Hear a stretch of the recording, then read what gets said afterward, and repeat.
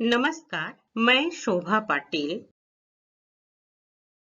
आज हम गद्य पाठ 4 आदर्श बदला कहानी का 9वां और अंतिम भाग देखने वाले हैं। पाठ के लेखक सुदर्शन हैं। देखिए, इस पाठ का यह अंतिम गद्यांश है। 9वां पृष्ठ क्रमांक 20 पर है। पिछले वीडियो में हमने तानसेन और बैजू बावरा का गान युद्ध शुरू हो गया है। बैजू बावरा सितार बजाकर हरिणों को अपनी ओर आकर्षित करता है और उनके गले में फूलमालाएं डाल देता है। तानसेन को कहता है कि वो फूलमालाएं मंगवा दे। तानसेन सितार बजाने लगता है। बहुत देर तक बजाता है परंतु हरिण नहीं आते। तब तानसेन कहता है, ऐसे ही हरिण आ गए थे, तुम दोबारा बुलाकर दिखाओ। यहाँ तक हमने देखा है। आज यह अंतिम भाग है। बैजू बावरा फिर से सितार बजाता है। फिर से वह हरिण आते हैं और हरिणों के गले से फूलमालाएं वो लेता है। बस यहाँ तानसेन हार जाता है, बैजू बावरा जीत जाता है। तानसेन मृत्यु को सामने देखकर डगमगाने लगता है, गिड़गिड़ाने लगता है और बैजू बावरा के चरणों पर गिरकर वो प्राण याचना करने लगता है। बैजू बावरा अपने गुरु के कहने पर उसका प्राण लेने के लिए नहीं आया था। वह उसे बस केवल दिखाने के लिए आ गया था।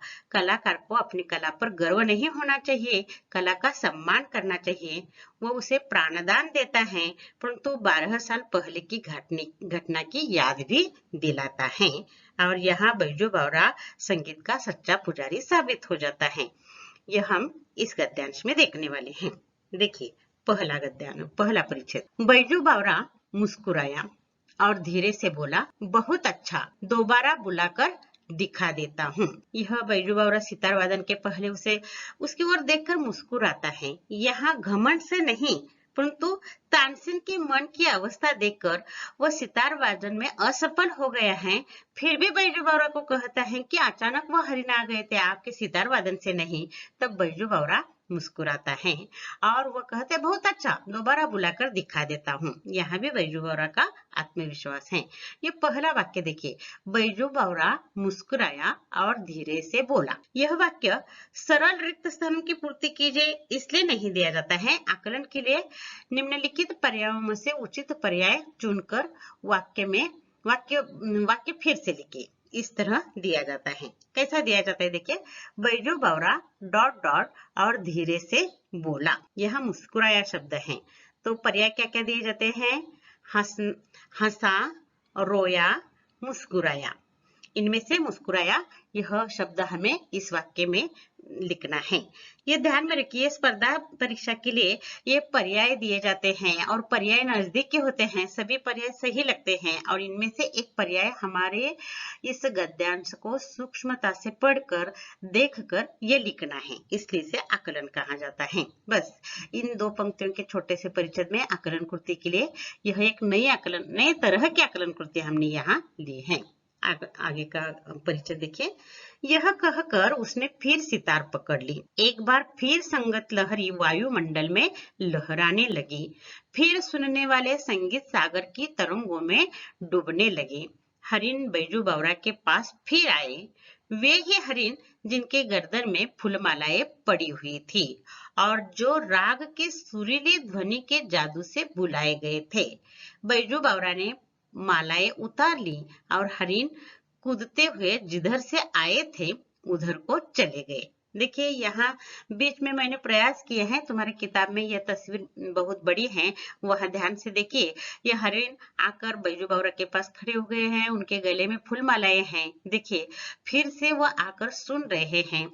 बैजू बावरा सितार वादन बंद कर देता है और उनके गले की फूलमालाएं उतार देता है। तब हरिण को फिर सुध आ जाती है और वे कूदते हुए जिधर से आए थे उधर जंगल में वे भाग जाते हैं। ये तस्वीर इसलिए है, देखिए सिंहासन पर अकबर बैठा है, सामने तानसेन है, बैजू बावरा सितार वादन कर रहा है और हरिणी के गलों में यह जो फूलमालाएं हैं वो दिखाई देती हैं, लोग दिखाई दे रहे हैं, यानी ये स्पर्धा का दृश्य है। इस छोटे से परिचय में फिर एक बार बैजू बावरा के सितार वादन का जादू बताया है।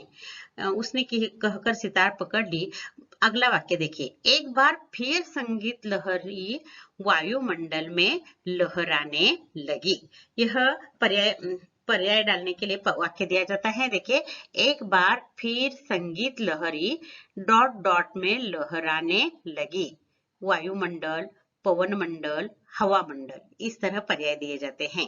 हवा, पवन, वायु एक जैसे ही हैं, परंतु किताब में जो पर्याय है वही लिखना पड़ता है, इसलिए वहां वायुमंडल लिखना है। फिर सुनने वाले संगीत सागर के तरंगों में डूबने लगी। तो हमने पहले ही देखा है कि बैजू बावरा सितार वादन करने लगता है तो उस वादन में एक जादू था। लोग संगीत सागर में उन तरंगों में डूबने लगे, मतलब आंखें बंद करके ब्रह्मानंद में लीन होकर सिर हिलाने लगते हैं और उस संगीत वादन का आनंद लेने लगते हैं। फिर से वही फूलमालाएं पहने हुए हरिन बैजू बावरा के पास आ जाते हैं और बैजू बावरा के उनकी गर्दन से फूलमालाएं उतार लेता है। सुरीली ध्वनि के जादू से बुलाए गए थे। उनकी ध्वनि ही इतनी सुरीली थी कि जहां भी थे वो हरिन जंगल से फिर वहां आकर खड़े हो जाते हैं और बैजू बावरा वो मालाएं उतर लेता है और हरिन कूदते हुए जिधर से आए थे उधर को चले गए। यहाँ देखिए, एक आकलन कृति हम शब्द संपदा लेने वाले हैं। वो शब्द संपदा में तद्धित शब्द लिखने वाले हैं। ये तद्धित कृदंत शब्द आपको 9वीं 10वीं कक्षा में हो चुके हैं। तद्धित के प्रत्यय होते हैं, बहुवचन रूपी प्रत्यय होते हैं, कर्तृवाचक प्रत्यय, कर्मवाचक प्रत्यय, गुणवाचक प्रत्यय, भाववाचक प्रत्यय। अब हम एक एक देखने वाले हैं। अब देखिए, बहुवचन के लिए हमने फूलमाला, फूलमालाएं दी थी। यहाँ तद्धित शब्द लिखिए, इसके लिए फूलमाला दिया जाता है तो वहां फूलमालाएं यहाँ लिखना है। ये बहुवचन भी है और यह प्रत्यय जो है यह तद्धित शब्द के लिए भी पूछा जाता है। ये बहुवचित प्रत्यय हैं, तद्धित शब्द हैं। ये भी जाते जाते देखिए, तद्धित शब्द कोई कठिन नहीं होता। संज्ञा, विशेषण, सर्वनाम, इसको प्रत्यय लगता है, कभी उपसर्ग लगता है, कभी प्रत्यय लगता है, कभी स्त्रीलिंगी होता है, कभी विशेषण होता है, कभी गुणवाचक होता है। यह एक एक शब्द हम देखते जाने वाले हैं। यह तद्धित शब्द आ गए हैं, फूलमाला, फूलमालाएं। आगे देखिए, अगले परिच्छेद में, अकबर का तानसेन के साथ अगाध प्रेम था। उसकी मृत्यु निकट देखी तो उनका कंठ भर आया, परंतु प्रतिज्ञा हो चुकी थी। वे विवश होकर उठे और संक्षेप में निर्णय सुना दिया। बैजू बावरा जीत गया, तानसेन हार गया। अब तानसेन की जान बैजू बावरा के हाथ में है। अकबर के सामने कोई पर्याय नहीं रह जाता, क्योंकि पहले ही शर्त लगाई गई थी कि जो जीत जाएगा उसके हाथ में हारने वाले की मौत है। अब इस स्पर्धा में बैजू बावरा जीत गया था, इसलिए उसे देना पड़ता है। यहाँ 3 महत्वपूर्ण बातें हैं। देखिए, पहला वाक्य देखिए, अकबर का तानसेन के साथ अगाध प्रेम था। अगाध मतलब अपार, बहुत प्रेम था।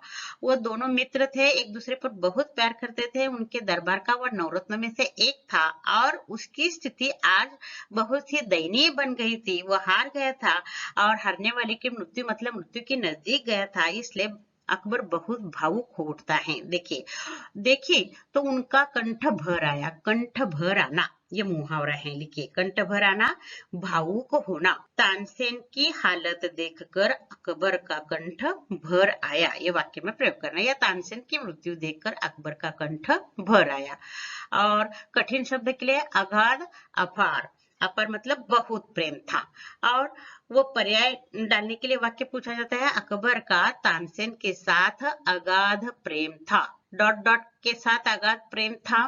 नौजवान साधु, नवयुवक साधु, तानसेन, इनमें से हमें तानसेन लिखना है। या बैजू बावरा, नौजवान युवक, तानसेन, इस तरह के पर्याय दिए जा सकते हैं। अकबर का तानसेन के साथ अगाध प्रेम था, ये बात महत्वपूर्ण है। कंठ भराना ये मुहावरा है। अगाध, अपार ये कठिन शब्द के लिए पूछा जाता है। और यहाँ उत्तर लिखिए, इस तरह की आकलन कृति बहुत महत्वपूर्ण है, क्योंकि इस गान स्पर्धा का निर्णय अकबर ने दिया है।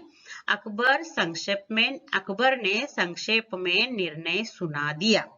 दो उत्तर है। देखिए, पहला उत्तर बैजू बावरा जीत गया, तानसेन हार गया, यह पहला उत्तर।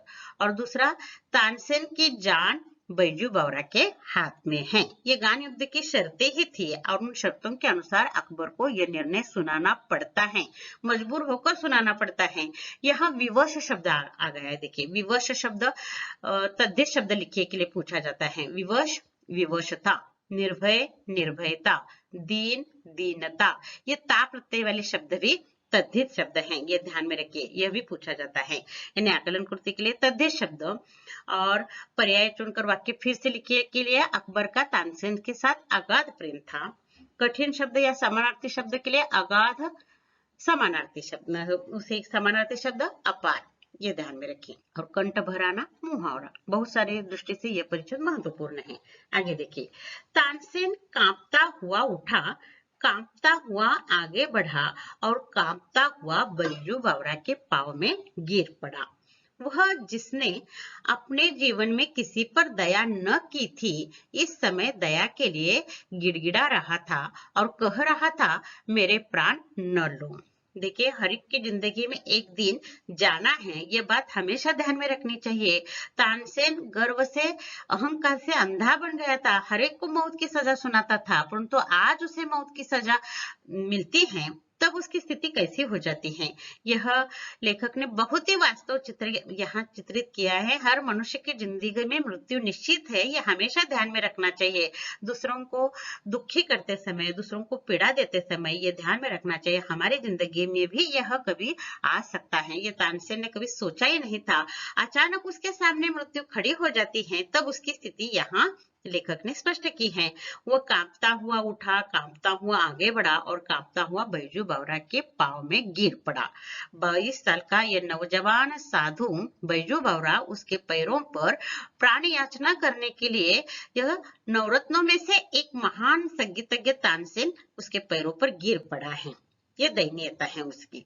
वह जिसने अपने जीवन में किसी पर दया न की थी, हमेशा दूसरों के साथ निष्ठुरता, कठोरता से पेश आने वाला तानसेन आज मृत्यु सामने देखते ही वह गिड़गिड़ाने लगता है। गिड़गिड़ाना, यहाँ गिड़गिड़ाहट, यह भी पूछा जाता है, क्रुदंत के लिए पूछा जाता है। और कह रहा था, मेरे प्राण न लो, दूसरों के प्राण लेने वाला आज मेरे प्राण न लो, इस तरह की याचना, इस तरह की भीख मांग रहा था बैजू बावरा को। यहाँ तानसेन की बहुत ही दयनीय हालत इस परिच्छेद में स्पष्ट हो गई है।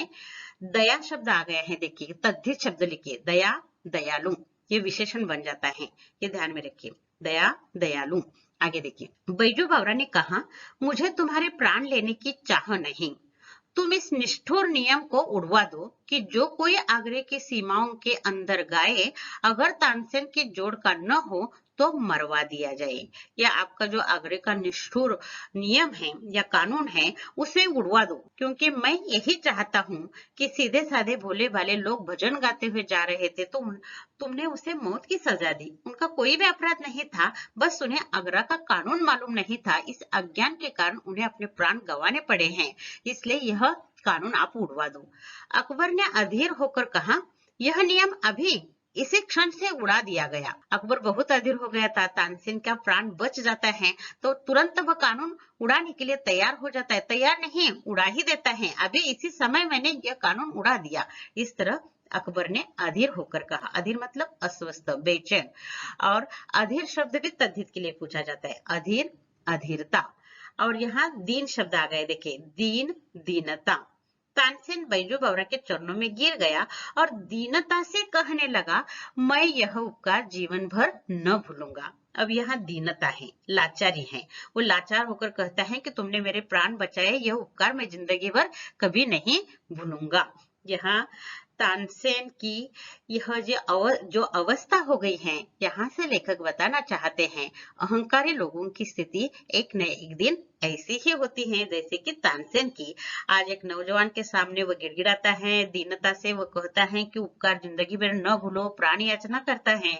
मनुष्य को कभी भी अपनी संपत्ति पर, अपने पद पर या अपनी कला पर गर्व नहीं करना चाहिए। लेखक तानसेन के माध्यम से यही बात बताते हैं। यहाँ अधीर, अधीरता, दीन, दीनता, तद्धित शब्द के लिए हम जब बार बार इस बात पर ध्यान दे रहे हैं, तद्धित शब्द की आकलन शब्द संपदा की कृति हमने नहीं ली है और इसमें बहुत सारे शब्द यहाँ आ गए हैं। निष्ठुर, निष्ठुरता, दीन, दीनता, अधीर, अधीरता, निर्भय, निर्भयता, ये सभी बातें ध्यान में रखिए। और ये बैजू बावरा ने कहा है वो आगरे का कानून, ये हमने पहले भी बहुत बार सुना है कि आगरा शहर में जो गाएगा तानसेन की जोड़ या बराबरी नहीं करेगा उसे मरवा दिया जाएगा, ये कानून आपको मालूम है।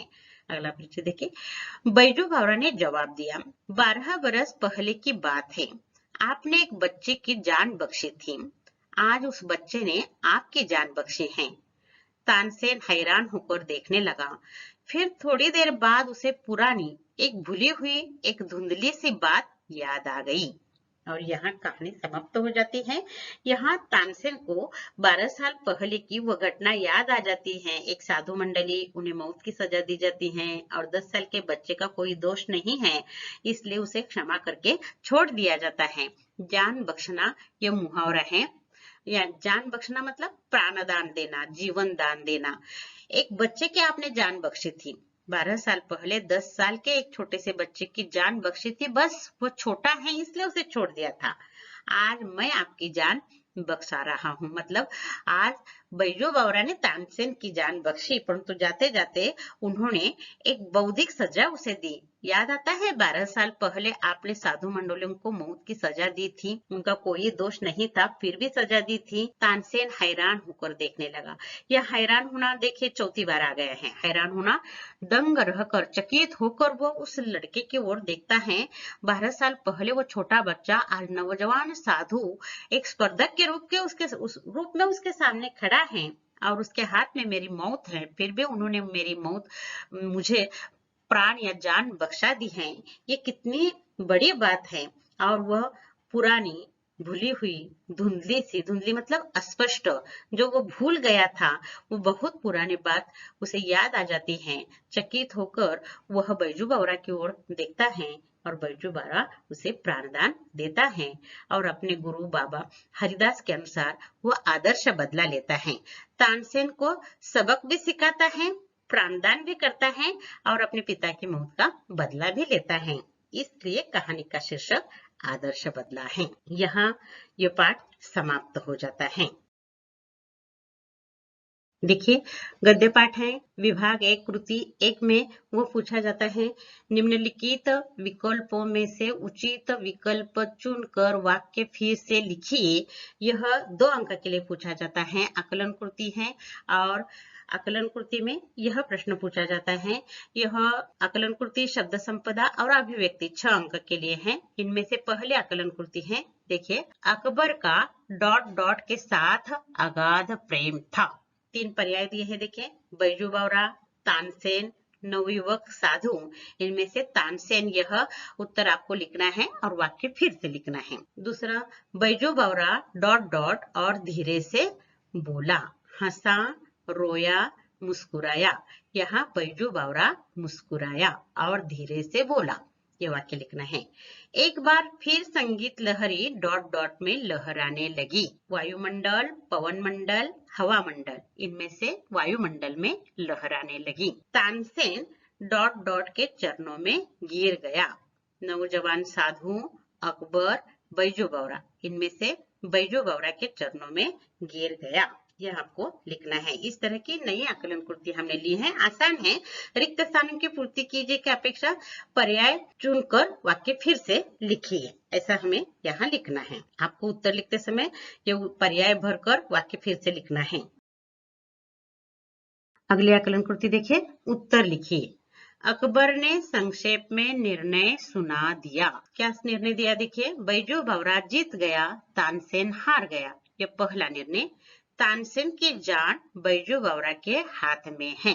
ये दूसरा, यानी कि गान युद्ध की जो शर्तें थे उसी के अनुसार निर्णय दिया जाता है। यह महत्वपूर्ण है क्योंकि इस पाठ का यह उद्देश्य है कि जैसा गान युद्ध हुआ उसी तरह वह निर्णय देना पड़ता है। शब्द संपदा के लिए देखिए, तद्धित शब्द लिखिए, हमने लिया है अच्छा, अच्छाई। यहाँ अच्छा, अच्छाई, बुरा, बुराई, ऊंचा, ऊंचाई, सच्चा, सच्चाई, ये प्रत्यय वाले यहाँ पूछे जाते हैं। यह भाववाचक भी हैं और तद्धित शब्द हैं। भाववाचक तद्धित यह प्रत्यय हैं, ये लिखना है। दया, दयालु, दया, दयालु, कृपा, कृपालु, इस तरह यहाँ पूछा जाता है। दीन, दीनता, बहुत सारे शब्द आ गए हैं यहाँ। निष्ठुर, निष्ठुरता, विवश, विवशता, उसी तरह दीन, दीनता। यहाँ दीन देखिए दीर्घ दूसरी मात्रा है दी को लाचार अर्थ है, दिवस नहीं। फूलमाला, फूलमालाएं, माता, माताएं, इस तरह विशेषण, सर्वनाम और संज्ञा को प्रत्यय लगता है तब तद्धित शब्द तैयार हो जाता है। तद्धित प्रत्यय यहाँ बन जाता है।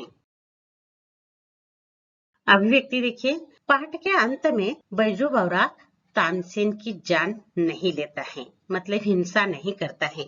यहाँ अहिंसा का महत्व है, इसलिए यहाँ अभिव्यक्ति के लिए लिया है मनुष्य जीवन में अहिंसा का महत्व। इस विषय पर अपने विचार लिखिए। अहिंसा कहने पर आपके सामने महात्मा गांधी जी आ जाते हैं, भगवान महावीर आ जाते हैं, गौतम बुद्ध आ जाते हैं। हमारे देश, हमारी संस्कृति को अहिंसा की बहुत बड़ी परंपरा है, ये सभी बातें हैं। यहाँ हमें मनुष्य जीवन में अहिंसा का महत्व बताना है। तो अहिंसा के बारे में दो महत्वपूर्ण बातें, अहिंसा किसे कहा जाता है और अहिंसा न करना मतलब क्या करना, और एक उदाहरण देना है। देखिए, अहिंसा का सरल अर्थ है हिंसा न करना, अपने शरीर, मन, वचन, विचार और वाणी से दूसरों को पीड़ा, दुख, वेदना न पहुंचाना, दूसरों का अधिकार न छीनना, ये सभी बातें हैं। ये एक बात ध्यान में रखिए, अहिंसा और हिंसा मतलब एक आदमी दूसरे आदमी को काटता है और खून बहा देता है, इसे ही हिंसा कहा जाता है, ऐसा नहीं।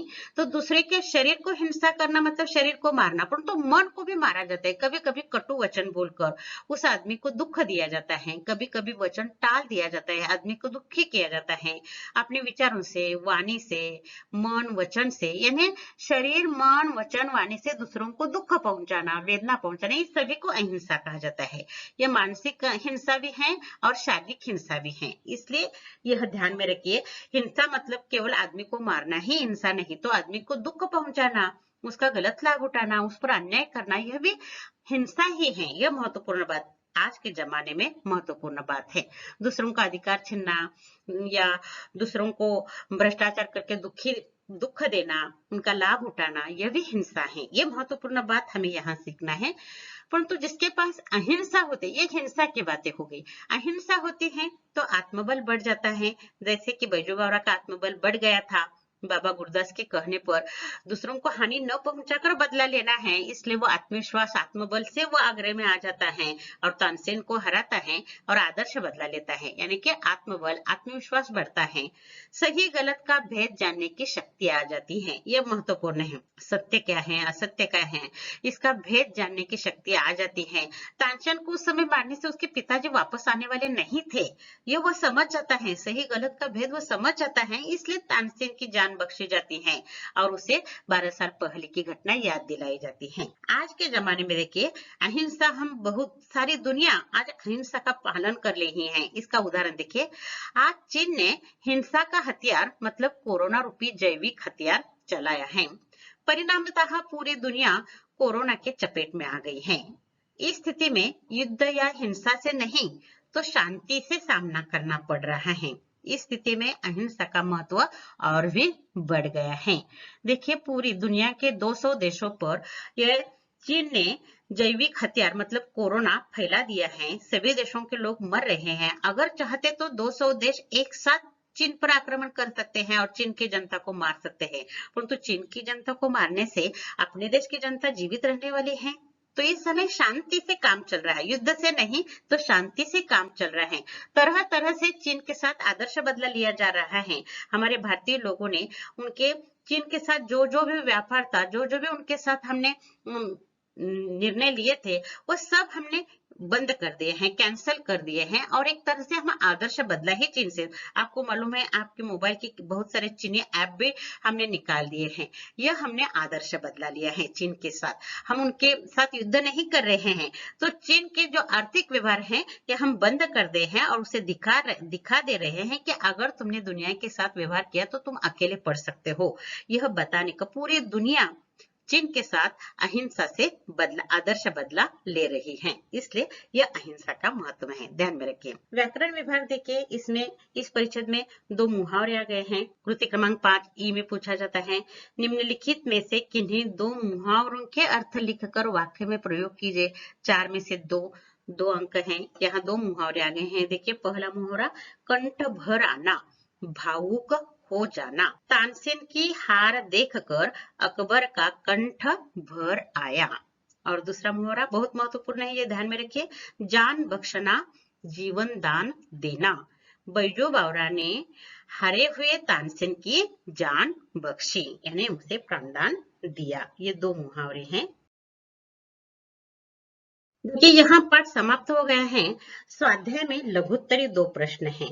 आपको मालूम है विभाग 1 में अ 6 अंक के लिए, आ 6 अंक के लिए, ई 6 अंक के लिए है। ई में लघुत्तरी प्रश्न पूछे जाते हैं, 3 दिए जाते हैं और 2 के 3-3 अंक के लिए उत्तर लिखना पड़ता है।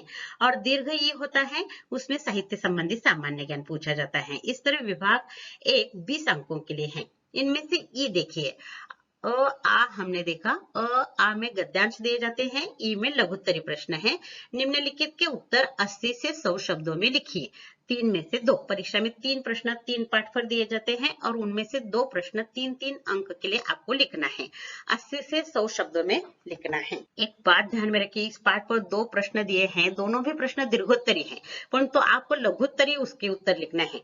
आदर्श बदला कहानी के शीर्षक की सार्थकता स्पष्ट कीजिए, ऐसा प्रश्न दिया है और 80 से 100 शब्दों में आपको उत्तर लिखना है 3 अंक के लिए।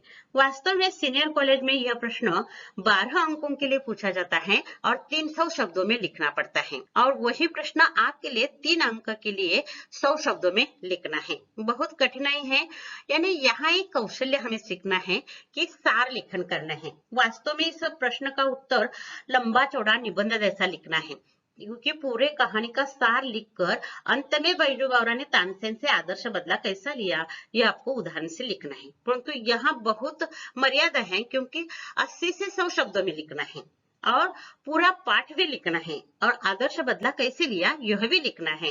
ये कौशल है, ये ध्यान में रखिए। बहुत सारे छात्र परीक्षा में 2-2, 4-4 पन्ने लंबा चौड़ा अनावश्यक उत्तर लिखते हैं और अंक देने वाले भी बहुत लंबा उत्तर लिखा है, इसलिए आउट ऑफ अंक देते हैं। तो यह बात नहीं है, ठीक नहीं है, क्योंकि आपको 100 शब्दों में लिखने की कला यहाँ सिखानी है। सार लिखना है और मुद्दों से लिखना है और प्रश्न से संबंधित लिखना है, क्योंकि बैजू बावरा पर लिखे कहने पर हम 9 भाग देखे हैं, आप बहुत सारा लिख सकते हो, परंतु यहाँ हमें केवल 100 शब्दों में उत्तर लिखने का मैंने भी प्रयास किया है। शब्द संख्या थोड़ी बढ़ गई है, ज्यादा से ज्यादा 120 या 80 से कम 70 भी शब्द चलते हैं और 100 से ज्यादा 20-30 ज्यादा भी चलते हैं। लिखने का प्रयास क्या है, आप इसी से भी अच्छा लिख सकते हो। देखिए उत्तर लिखते समय पहली बार प्रस्तावना करना है। प्रस्तावना में पाठ का नाम, लेखक का नाम और उस प्रश्न से संबंधित महत्वपूर्ण मुद्दा आना चाहिए। देखिए पहला परिच्छेद, आदर्श बदला कहानी के लेखक सुदर्शन के अनुसार आदर्श बदला उसे कहा जाता है जो किसी के मन में उत्पन्न हिंसा को समाप्त कर उसे जीवन का सम्मान करने की सीख देता है। ये देखिए पहले भाग में पाठ का उद्देश्य स्पष्ट करते समय हमने ये दिया है, आदर्श बदला किसे कहा जाता है, लेखक ने व्याख्या की है आदर्श बदला की। किसी के मन में हिंसा उत्पन्न होती है तो वो निकाल देना और सम्मान की भाव जागृत करना, उसे आदर्श बदला कहा जाता है। आदर्श बदला कहानी की शीर्षक की सार्थकता लिखनी है तो आदर्श बदला किसे कहा जाता है यह मालूम होना चाहिए। किस पाठ का है यह मालूम होना चाहिए, उस पाठ का लेखक यह भी मालूम होना चाहिए। बहुत संक्षेप में प्रस्तावना की है, क्योंकि यह 6 पंक्तियों की प्रस्तावना हो सकती है, परंतु हमें 100 शब्दों में लिखना है, इसलिए संक्षेप में यह प्रस्तावना की है। मेन उत्तर जो है वो हम दूसरे परिच्छेद में लिखने वाले हैं। देखिए 12 साल पहले बैजू बावरा के पिता को गाने के अपराध में तानसेन के कानून के अनुसार मौत की सजा दी जाती है और छोटे बच्चे को क्षमा करके छोड़ दिया जाता है। 10 साल का बैजू बावरा पिता की मृत्यु से दुखी होकर बहुत रोता है। फिर वह पिता की मृत्यु का बदला लेने के लिए 12 साल तक तपस्या करके राग विद्या में प्रवीण होता है। तभी गुरु बाबा हरिदास उससे वचन लेते हैं कि राग विद्या से किसी को हानि न पहुंचनी चाहिए। बैजू बावरा आदर्श बदला लेने के लिए आगरा में आकर तानसेन के साथ गान युद्ध करके उसे हराता है। वह तानसेन को प्राणदान देता है। इस तरह पाठ उत्तर का अंत करना है। इस तरह कलाकार को अपनी कला पर अहंकार नहीं करना चाहिए, तो कला का सम्मान करना चाहिए, यह सीख देता है। इसलिए कहानी का शीर्षक आदर्श बदला सार्थ है, यानी कि हिंसा से बदला नहीं लिया है तो सम्मान किया है, इसलिए आदर्श बदला का है। देखिए पूरी कहानी केवल 5-6 पंक्तियों में यहाँ बिठा दी गई है। अगर पूरी कहानी लिखी जाए तो 10 पन्ने हो जाएंगे, परंतु हमें केवल 5 पंक्तियों में वो मेन उत्तर लिखना है, इसलिए हम जल्दी आगे बढ़ गए हैं। कैसे घटना घटी ये पूरा लिखना अपेक्षित है, तभी आदर्श बदला कैसा लिया, क्या हो गया था ये लिखना है, क्या करना था ये लिखना है, और कैसे किया ये लिखना है। इसलिए आदर्श बदला कहानी के शीर्षक की सार्थकता इस तरह 80 से 100 शब्दों में ही लिखने हैं, वह 300 शब्दों में नहीं लिखने हैं। वास्तव में यह प्रश्न 12 अंकों के लिए पूछा जाता है। आपके किताब में 3 अंकों के लिए लिखने के लिए कहा है। यह कौशल की बात है, आपको यह सीखनी चाहिए। सार लेखन का कौशल यहाँ आना चाहिए। यह पहला लघुत्तरी प्रश्न दिया है। ये दूसरा लघुत्तरी प्रश्न देखिए, बैजू बावरा संगीत का सच्चा पुजारी है, इस विचार को स्पष्ट कीजिए। यह भी 3 अंक के लिए पूछा जाता है। वास्तव में बैजू बावरा का चरित्र चित्रण कीजिए, इस तरह 12 अंक के लिए यह प्रश्न है, परंतु हमें 3 अंक के लिए यहाँ लिखना है। देखिए, आदर्श बदला कहानी में सुदर्शन ने बैजू बावरा को संगीत का सच्चा पुजारी सिद्ध करने का प्रयास किया है। प्रस्तावना का भी एक कौशल होता है। देखिए उसमें पाठ का नाम, लेखक का नाम और प्रश्न से संबंधित मुद्दा, क्योंकि हम इस प्रश्न के उत्तर में क्या लिखने वाले हैं ये प्रस्तावना में बताना आवश्यक है। इसलिए प्रस्तावना कम से कम 2 या 3 पंक्तियों में हमें करनी है। बैजू बावरा अपने पिताजी की मौत का बदला लेने के लिए 12 साल बाद आगरे में आता है और अपनी गान विद्या से लोगों को मंत्रमुग्ध करता है। फिर तानसेन और बैजू बावरा में गान युद्ध होता है। बैजू बावरा के सितार वादन को वायु, पेड़ के पत्ते और लोग मंत्रमुग्ध होकर वह संगीत सुनने लगते हैं। हरिण भी उसके पास आकर खड़े हो जाते हैं। बैजू अपने गले की फूलमालाएं हरिणों के गले में डाल देता है। फूलों के स्पर्श से हरिण में होश आकर वहां से भाग जाते हैं। तानसेन को फूलमालाएं मंगवाने को कहा जाता है, परंतु तानसेन के सितार वादन से हरिण नहीं आते हैं। बैजू बावरा फिर से सितार बजाकर हरिण को आकर्षित करके फूलमालाएं उतार लेता है। यह स्पर्धा समाप्त हो जाती है। इस तरह बैजू जीत जाता है और तानसेन हार जाता है। तानसेन की प्राण याचना पर बैजू बावरा उसे 12 साल पहले की घटना की याद दिलाकर जीवन दान देता है और संगीत का सच्चा पुजारी सिद्ध होता है। ये बहुत महत्वपूर्ण बात है। तानसेन और बैजू बावरा का गान युद्ध संक्षेप में लिखना है। पहले बैजू बावरा, फिर तानसेन बजाता है, फिर बैजू बावरा बजाता है, फिर बैजू जीत जाता है, तानसेन हार जाता है। तानसेन को प्राणदान देता है, परंतु 12 साल पहले की घटना की याद दिलाकर वो प्राणदान देता है, इसलिए वो संगीत का सच्चा पुजारी सिद्ध होता है। और यहाँ ये पूरा पाठ स्वाध्याय सहित यहाँ समाप्त हो जाता है। इस पाठ पर रस है, ये हम अगले वीडियो में देखेंगे। धन्यवाद।